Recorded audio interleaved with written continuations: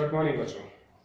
आज की क्लास बच्चों बीकॉम फर्स्ट ईयर के बच्चों के मैथ्स की क्वेश्चंस की एक क्लास है।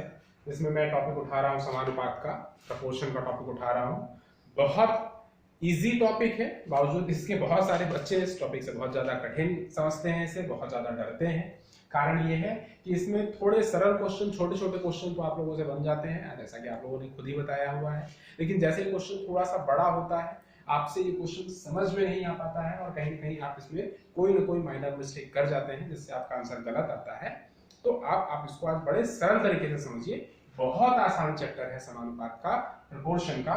बच्चों, इस चैप्टर को समझने से पहले एक बात आप दिमाग में ध्यान रख लीजिए। जनरली आपके एग्जाम्स में जो क्वेश्चंस आते हैं, उन क्वेश्चंस में आपके प्रोपोर्शंस में दो तरीके का प्रोपोर्शन आपको बहुत अच्छे तरीके से इसका नॉलेज होना चाहिए। एक होता है डायरेक्ट प्रोपोर्शन और दूसरा होता है इनवर्स प्रोपोर्शन। यानी कि सीधे सीधे प्रत्यक्ष आपका या तो अनुपातिक होगा, समानुपातिक होगा, और या तो आपका विलोम समानुपातिक होगा। अब ये जो मैं बात बोल रहा हूं डायरेक्ट प्रोपोर्शन और इनवर्स प्रोपोर्शन का, इसके मैं प्रैक्टिकल जब समझाऊंगा तब आपको समझा पाऊंगा कि इसे और कैसे प्रैक्टिसाइज कर सकते हैं, कैसे प्रैक्टिकल में इसको समझ पाएंगे। तो आइए स्टार्ट करते हैं। चैप्टर है प्रोपोर्शन का। मैं आपकी साहित्य भवन पब्लिकेशन की जो बुक है, उस बुक का 270 नंबर पेज पे एक्सरसाइज सी से क्वेश्चन नंबर 8 उठा रहा हूं। आपके चैप्टर का सबसे लास्ट क्वेश्चन ये है। आपके बोलने के अकॉर्डिंगली आपने कहा कि सर छोटे क्वेश्चंस बन जाते हैं, बड़े नहीं बनते। तो मैं यहाँ पर प्रोपोर्शन का सबसे बड़ा वाला एक क्वेश्चन आपकी नजर में उठा रहा हूँ और इस क्वेश्चन को मैं बड़े इजीली तरीके से यहाँ पर बनाने की कोशिश करूंगा। आशा करता हूँ आपको समझ में आएगा। आइए सबसे पहले मैं क्वेश्चन पढ़ता हूँ। और जो क्वेश्चन में लिखा हुआ है कि एक 250 गज लंबी, 24 फीट ऊंची, 6 फीट चौड़ी दीवार के निर्माण के लिए 72 आदमी प्रतिदिन 8 घंटे काम करते हैं। ठीक है, एक लंबाई है, ऊंचाई है, चौड़ाई भी है, उसके बाद 72 लोग काम करते हैं, प्रतिदिन 8 घंटे का काम करते हैं। ये एक कार्य हुआ। उसके बाद बताया गया, बताइए एक दूसरा कार्य जिसमें 275 गज लंबी, 25 फीट ऊंची, 9 फीट चौड़ी दीवार बनाने के लिए श्रमिक 9 घंटे प्रतिदिन काम करते हैं। तो कितने श्रमिकों की आवश्यकता होगी यदि काम पहले जितने समय में ही पूरा करना हो?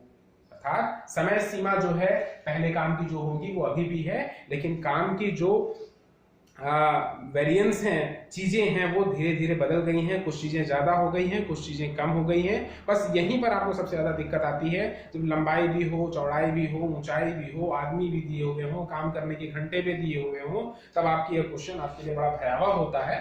बट देखिए क्वेश्चन बहुत ईजी है। इस तरीके के क्वेश्चन को सॉल्व करने के लिए बच्चों जितने भी डेटा आपको क्वेश्चन में दिए रहते हैं, सबसे पहले तो आप सारे डेटास को एक लाइन से एक एक करके उतार लीजिए। मैं सॉल्व कर रहा हूं डायरेक्टली। जैसे पहले बोला था 250 गज लंबी, तो मैं लिखूंगा सबसे पहले लंबाई। ठीक है, उसके बाद ये हुई लंबाई। उसके बाद लिखा हुआ है 24 फीट ऊंची, तो उसके बाद मैं लिखूंगा ऊंचाई। उसके बाद लिखा हुआ है चौड़ाई, तो मैं लिखूंगा यहां पर चौड़ाई। अगेन लिखा हुआ है आदमियों की संख्या बताया हुआ है, तो चलिए मैं एक कॉलम ले लेता हूं आदमियों के लिए। उसके बाद कार्य करने के घंटे दिए हुए हैं, तो चलिए मैं ले लेता हूं घंटे। उसके बाद पहला जो डेटा दिया है एक एक करके उतार लेते हैं। सबसे पहले बोला था 250 गज लंबी, उसके बाद में है 24 फीट ऊंची, उसके बाद में है आपका 6 फीट चौड़ी, उसके बाद फिर बोला है 72 आदमी काम करेंगे, तो फिर ये बोलता है 8 घंटे प्रति दिन आपसे इसको 8 घंटे काम करवाने हैं प्रतिदिन। तो ये टोटल डेटा हो गया पुराना दिया हुआ 250 गज लंबी, 24 फीट ऊंची, 6 फीट चौड़ी, 72 आदमी काम करते हैं, 8 घंटे प्रतिदिन काम करते हैं, तो कोई कार्य हो जाता है। ठीक उसी तरीके का कोई दूसरा कार्य है जिसमें डेटा बदल करके अब ये बोलता है 275 गज की लंबाई है, 25 फीट की ऊंचाई है, 9 फीट चौड़ी दीवार है। आदमी पूछ रहा है कितने लगेंगे। अगर आपको 8 घंटे के बजाय प्रतिदिन 9 घंटे काम करवाया जाए, तो पूछ रहा है, यहाँ पर जो डेटा नोन कर दिया, बस इसी चीज को आपसे पूछ रहा है कि कितने आदमी लगेंगे इस कार्य को पूरा करने के लिए, जबकि समय सीमा सेम है, समय सीमा दोनों के लिए एक ही है। तो बच्चों सिंपल सी बात है, यहाँ पर आप थोड़ा सा मान लीजिए कुछ देर के लिए x, अननोन वैल्यू है, हम अपने वन से कोई भी अननोन वैल्यू को x मान के बनाना शुरू कर सकते हैं। इसको मैंने x मान लिया। अब बच्चों आपको करना क्या है, अब आपको यहाँ से प्रोपोर्शंस का जो प्रिंसिपल है उसको आपको अपने दिमाग में रखना है, और उसका जो प्रिंसिपल आपको ये कहता है, प्रोपोर्शन का समानुपात का सिद्धांत ये कहता है कि आपको दो चीजें दिमाग में रखनी है, या तो सारी चीजें इस लाइन के समानुपातिक होंगी, या तो असमानुपातिक होंगी तो डायरेक्ट समानुपातिक हो सकती हैं, या तो फिर उसके विलोम समानुपाती इनवर्स प्रोपोर्शनेट हो सकती है। अब वो कैसे, आइए चलिए देखते हैं। चलिए आइए देखते हैं। सबसे पहले बच्चों आपको करना क्या चाहिए, जिस लाइन का डेटा निकालना हो उसमें आप पहले से अपने मन से कोई भी एक रो लिख लीजिए, या तो रो ऊपर की तरफ ले लीजिए या तो रो नीचे की तरफ ले लीजिए। मुझे लग रहा है मैं ऊपर की तरफ ले लूं, मैं ऊपर की तरफ एक लाइन ले लेता हूं। इसका कारण ये है, मुझे इस लाइन की तरह जो भी लाइन दिखेगी मैं उसमें ऊपर की तरफ निशान लगा लूंगा एरो का, और यदि इसके अपोजिट कोई भी चीज दिखती है तो मैं उसमें नीचे की तरफ एरो लगा लूंगा। तो पहले ये काम मैं समझा देता हूं।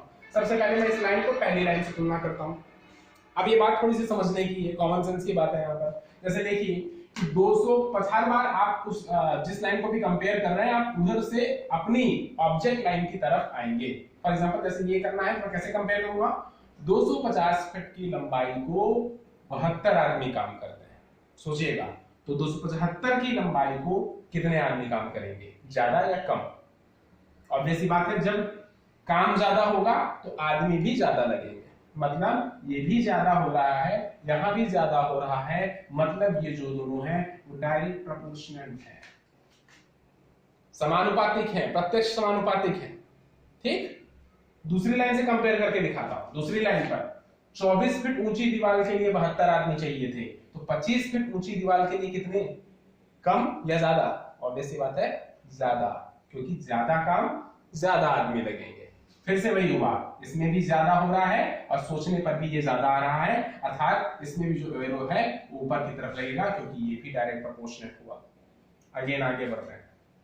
चौड़ाई में 6 फीट की चौड़ाई है, 72 आदमी, 9 फीट की चौड़ाई होगी, ज्यादा आदमी, ज्यादा काम ज्यादा आदमी, ये भी एरो ऊपर की तरफ लगेगा, डायरेक्ट प्रोपोर्शनेट है। लास्ट वाले में आ जाते हैं, कार्य के घंटे। अगर 8 घंटे काम के दिए जाएं तो 72 आदमी लगेंगे, और काम के अगर 9 घंटे दिए जाए तो यहां पर कम आदमी लगेंगे। बच्चों ठीक से समझिएगा, अगर आपको काम करने के लिए कम समय दिया जाए तो आप कहेंगे कि ज्यादा मैन पावर चाहिए, ज्यादा आदमी चाहिए, लेकिन अगर मैं बोलूं कि आपको काम के घंटे में ज्यादा देता हूं तब आप कहेंगे मैन पावर अब कम चाहिए।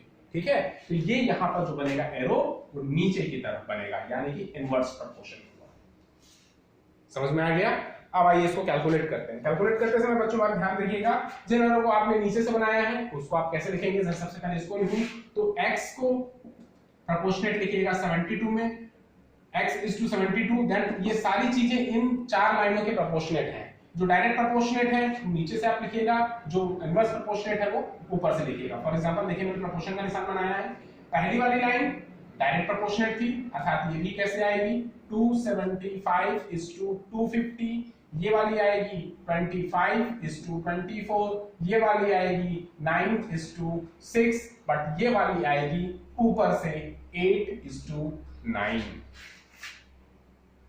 अर्थात सॉल्यूशन इसका कैसे बनेगा, अगर इसको मैं लिखूं कैसे, अगर मैं इसको लिखता हूं x बटा 72 बराबर, इसको सबको अगर मैं लिखना सॉल्यूशन स्टार्ट करूं तो इधर वाले सारे मल्टीप्लाइज कर दूं तो आ जाएगा 275 इंटू 25 इंटू 9 इंटू 8। ठीक है, again whole divided by 250 into 24 into 6 into 9। Clear है? इतना करने के बाद अगर फिर आप जब यहां पर देख रहे हैं आप इसको 72 है, 72 भी आप उधर पक्षांतर कर देते हैं तो ऑब्वियस सी बात है ये 72 भी यहां से हट करके इधर इनटू में आकर के 72 हो जाएगा। अगेन आप फाइनल आंसर इसको अगर आप देखेंगे तो आपका यहां पर आएगा 35644 times 0 and whole divided by 324000। और अगर आप इसको कंप्लीट कैंसिल करते हैं तो कैंसिल करने से आपका आंसर यहाँ पर 110 आएगा, जो कि आदमियों की संख्या है। अर्थात इस दूसरे काम को पूरे करने के लिए उतने ही समय में आपको 110 आदमियों की जरूरत पड़ेगी। देखिए कितना आसान है। तो समझना किस चीज को है, आपको तुलनात्मक मैंने जो चीजें यहाँ पर बताई हैं उसको तुलना करना आपको बहुत अच्छे से आना चाहिए। उसके बाद क्वेश्चन बड़ा आसान है, बड़ा सरल है। धन्यवाद।